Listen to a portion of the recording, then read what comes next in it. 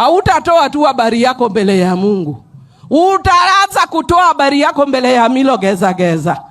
Kama nimekupeleka kotini, atoe asitoe. Na la mwisho, nimesema nataka kushukuru Bwana Senator. Umesema umeona president akikonda. Na umesema azidi kukonda asizidi. Akonde asikonde. Mimi nataka kuongea na Mama Rachael Ruto, bibi ya William Ruto. Ombima kuja kwa vile hapa Kiswahili yangu ni kidogo I want you to translate. Kwa vile mimi pia ni Mkristo, but I am limited. I want to give Rachael Ruto this message. And I want to tell you, Rachael Ruto, unaona mama akilia hapa, Mama Evelyn, akizika watoto wawili.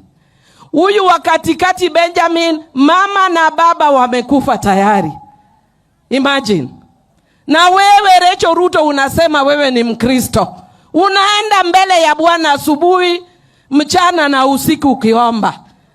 I want to tell you, Rachael Ruto, leo hii sisi ndio tunalia. But I want to tell you, yours was prophesied in the Bible.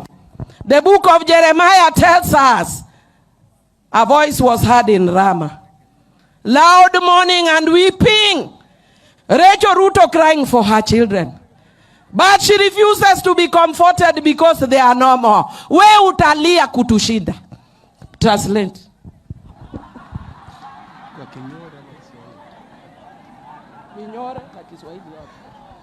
Aborako estabusi ya Jeremiah sibode sauti ya rura ikuru abunda dangu aram. Ne Mama Rachael ni ofano wa ule sauti yonicha. Na ekhandi na khore mbwena na adakaye bwabano badakaya. Sabo yo budai. Embu omuno.